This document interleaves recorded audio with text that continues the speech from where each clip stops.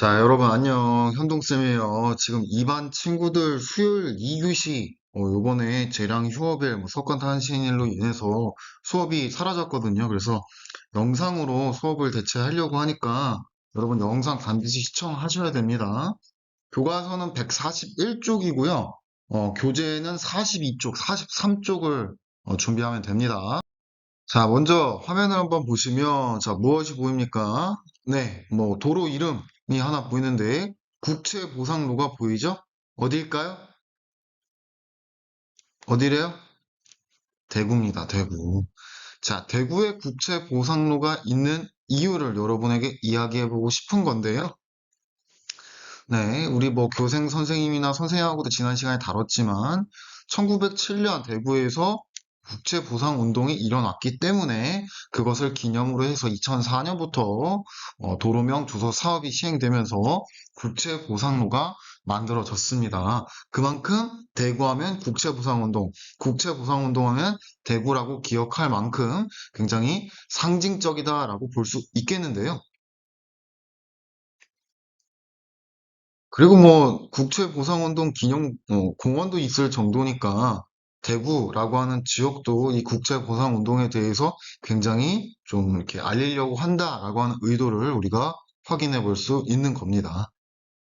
자, 대구는 아무래도 광역시여서 그런지 도시의 규모 자체도 크고 관광 사업도 되게 잘 정비를 해놓은 것 같던데요.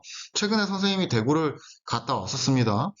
자, 근대 역사 골목이라고 해서 우리가 지금 배우고 있는 근대 시기의 서구 문물들이 많이 들어오게 되는데 그때 건축 양식들도 서양식의 모습들이 보인단 말이에요. 그때 이제 서양식 건물들을 쭉 잘 보존하고 있어서 그걸 골목길로 이렇게 산책하면서 주변을 돌아보면서 과거의 모습들을 잘 확인할 수 있게 이렇게 조성을 해 놨더라고요. 자, 몇 가지, 근대, 건축물 볼 건데, 대구에 있는. 첫 번째, 대구 제일교회입니다. 자, 개신교 교회예요. 그러니까, 우리가 쉽게 알고 있는 교회인데, 그 교회 건물은 보통 이런 모양을 갖고 있지 않습니다. 보통 천주교 건물이 서양 중세 양식인 고딕 양식을 모방하고 있는데, 우리나라 최초의 개신교 교회 건물이 서양식 건물로 잘 보여지고 있더라. 밤엔 이렇대요. 예쁘죠? 자, 그리고 그 건너편에 보시면 계산 성당이라고 있는데, 네, 요건 천주교 건물입니다. 천주교 건물도 굉장히 근대적인 건축으로서 특징이 드러나고 있는데, 네, 스테인드 글라스와 고딕 양식이 잘 보이고 있고요. 네, 선생님이 직접 대구 가서 답사했을 때 찍었던 사진입니다. 선생님 개인적으로 종교 없어요. 자, 근대 골목을 쭉 돌아다녀 보다 보니까 서양 선교사들이 지었던 서양 선교사 집도 있는데 지금 보면 아래는 약간 서양식으로 벽돌과 목재를 사용했고요. 위에는 기와를 사용하고 있습니다. 이 기와의 모습은 우리나라 전통의 가옥 형태라고 볼 수 있고요. 더 쉽게 표현하면 여러분 저쪽에 청주에 일신여중고에 가면 그쪽에도 이런 건물이 있습니다. 벽은 서양식 벽돌인데 지붕은 한국 전통의 기와를 사용하고 있는 건축 양식이 요 시기 근대 시기에 보여지고 있고요. 요건 3.1운동 골목이라고 해서 이쪽으로 이제 당시 학생들이 올라가서 이제 집결해서 3.1운동 만세 시위를 했던 것 같아요. 선생님 모습입니다. 다른 분들은 같은 동료 역사 교사입니다. 다른 지역에 답사 갔던 겁니다. 답사.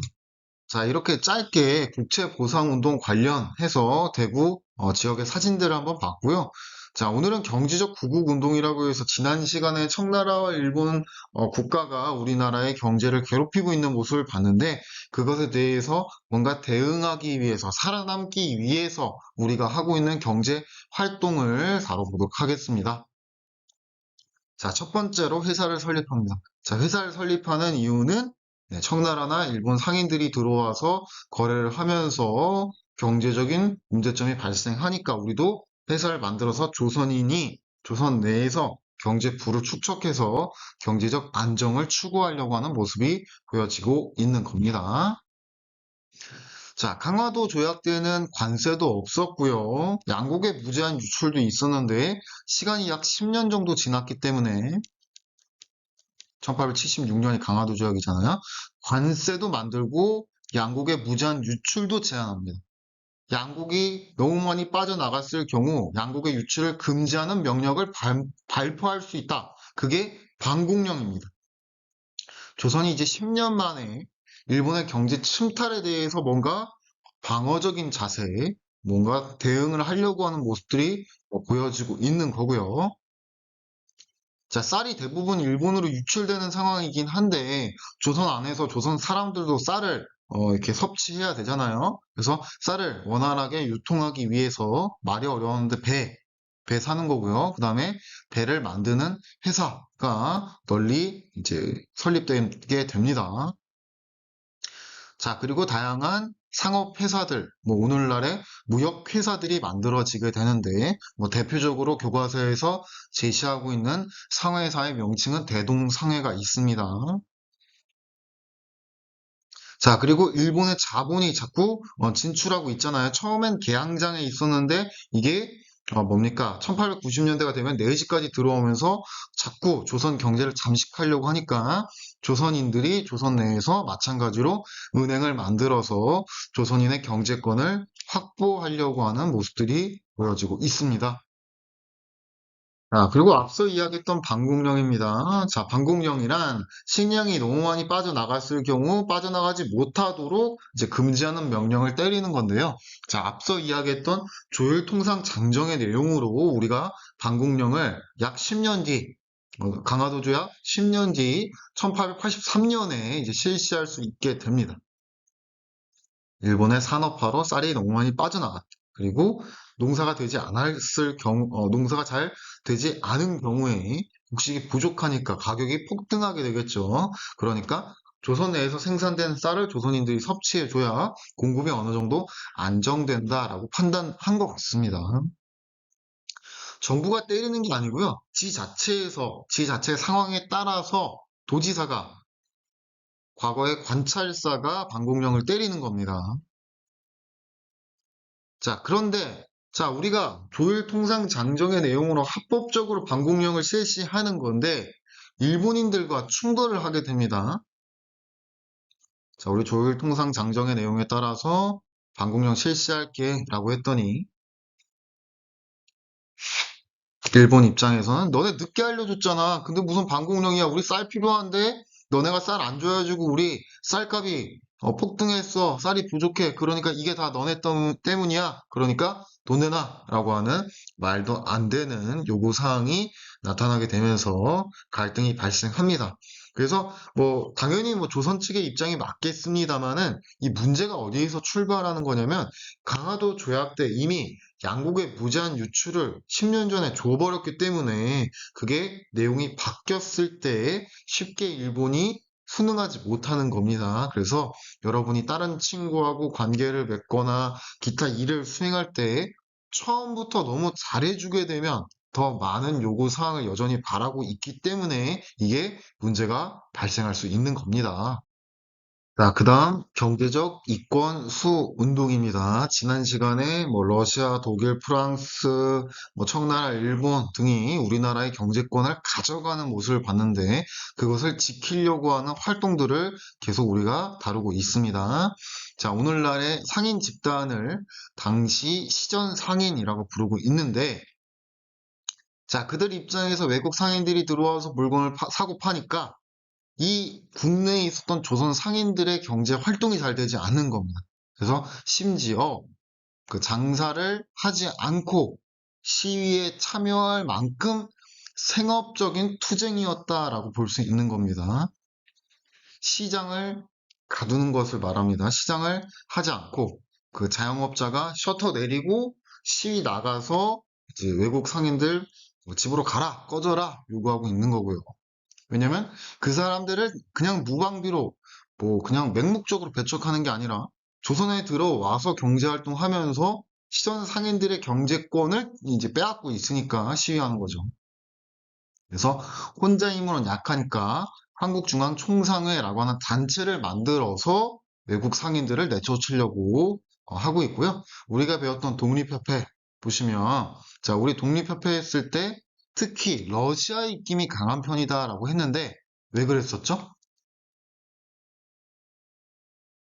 네, 바로 고종이 아관 파촌에서 러시아 공사관에 있었기 때문에 조선 내에서 러시아의 영향력이 간섭이 강할 수밖에 없다라고 했었고, 뭐 초반에 다시 돌아와서 대한제국을 세웠었습니다. 네.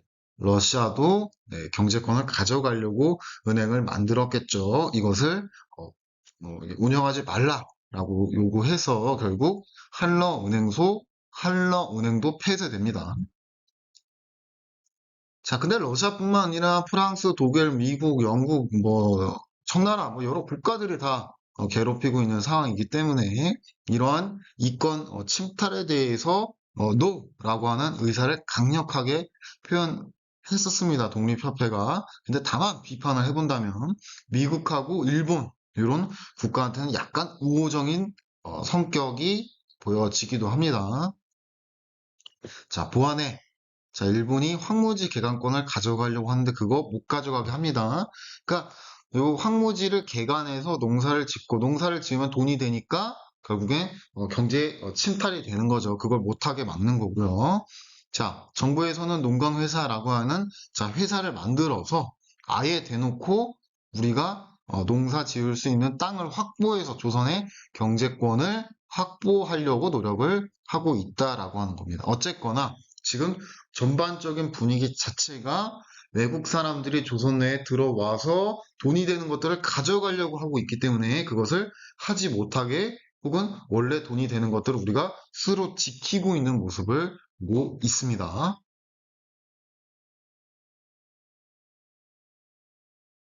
자, 오늘 강조하고 싶은 건 이겁니다. 국채보상운동 1907년에 일어났던 운동이고요. 네. 어, 통감부가 설치됐죠. 1905년에 을산의학으로 외교권 박탈했잖아. 외교권을 관장하는 정치 기구였는데 그 기관이 이제 주도해서 조선 내에서 너네 근대 시설 만들어줄게. 근데 자꾸 너네 돈을 청구할 거야라고 해서 빌려간 돈, 그 이제 대출한 돈이 1,300만 원이 되다 보니까 그게 너무 과하다라고 해서 우리가 나라의 빚을 갑자라고 하는 운동회에 뛰어들게 되는 겁니다. 서상돈이라고 하는 사람이 주도하고 있고요. 네, 아까 강조했듯이 대구라고 하는 특정 지역에서 운동이 시작됩니다. 왜 하필 대구예요? 선생님도 그건 몰라요. 이 대구 지역의 사람들이 나라의 빚, 뭔가 나라의 경제 침탈에 대해서 굉장히 관심을 갖고 있었다라고 우리가 다시 해석해 볼 수는 있겠고요. 네, 대구에서 전국으로 확대되는데, 자, 움직임을 본다면 단체를 만들어야 됩니다. 지금 대부분의 운동이나 뭔가 움직임에는 단체가 등장할 겁니다. 단체가 만들어져서 활동이 확대되고 있고요. 자, 우리 앞에서 다뤄왔었습니다. 대한매일신보, 영국인 배들과 조선인 양기탁이 만든 신문으로서 의병 활동과 독립운동의 호의적이라고 했는데 그 중에 하나가 국제보상운동입니다. 자, 여러분 혹시 시험 문제 같은데 자료에 금연을 해서 돈을 모은다, 비녀 가락지를 팔아서 성금을 모았다라고 하면 국채보상운동을 이야기하고 있는 거니까 자료 내용들 잘 읽어서 국채보상운동인가 잘 캐치해야겠고요. 자, 나아가서 국내뿐만 아니라 국외까지 뻗어나갈 정도로 제법 규모가 컸던 운동이다라고 정의해 볼 수 있습니다. 자, 결과적으로 네, 양기탁이 구속되면서 대한매일 신보가 운영되지 않으면서 국채보상 운동 자체도 중단되게 됩니다. 여러분 생각해 보세요. 선생님이 여러분한테 빚을 졌어요. 근데 그 빚을 갚아요. 그러면 선생님 괴롭히지 않을 건가요? 선생님 나약하고 왜소하고 힘이 없어. 그럼 여러분 빚을 갚아도 계속 괴롭힐 거잖아요. 그러니까 무슨 표현을 쓰는 거냐면 일본이 단순히 빚을 갚는다고 해서 조선을 잠식하지 않을 거란 말이 아니란 말입니다. 결국 1910년 그 이후부터 일제강점기가 시작되고 결국 일본은 조선을 꼴꺽 삼켜서 장악하려고 했기 때문에 빚만 갚는다고 너네 빚 갚았어 고마워 그래 안녕 해주지 않습니다. 자, 그거에서 142쪽에 있는 자료에 해당되고요. 자, 우리가 지난 시간에 교과서 140쪽에서 여러 국가들이 우리나라에 돈 되는 거 빼앗아 간다라고 했는데 그거하고 상반적으로 우리의 것을 지키려고 하는 전반적인 모습을 지도로 표현하고 있고요. 대표적으로 우리의 것을 빼앗으려고 하는 국가는 청나라고 일본에 해당된다라고 볼 수 있습니다. 뭐 여러 국가가 더 있긴 하겠습니다만. 네, 뭐 혹시 뭐 시험 문제 나오진 않겠지만 잘 나오진 않습니다만 서상돈의 모습 확인하고요. 자, 요렇게 키워드로 여러분 확인하셔야 됩니다. 국제보상운동 취지서 여러분 교과서 143쪽에 있는데요. 네, 나라의 빚이 얼마다? 1,300만 원이다. 1,300만 원 뭐랑 뭐 나라의 빚 뭐 이런 내용이 나온다. 그럼 국제보상운동 묻고 있는 문제겠고요. 조금 더 여러분이 욕심을 내본다면 국제보상운동 하면 대한매일신보도 같이 연결해서 기억을 해보세요. 대한매일신보가 적극적으로 국제보상운동을 지원하고 있었다, 알리고 있었다라고 하는 겁니다. 자, 43쪽에 여러분 교재 보면 대구 선생님 강조해 놨는데 한번 보고요. 자, 바로 문제 한번 풀어볼게요. 43쪽에 있지요.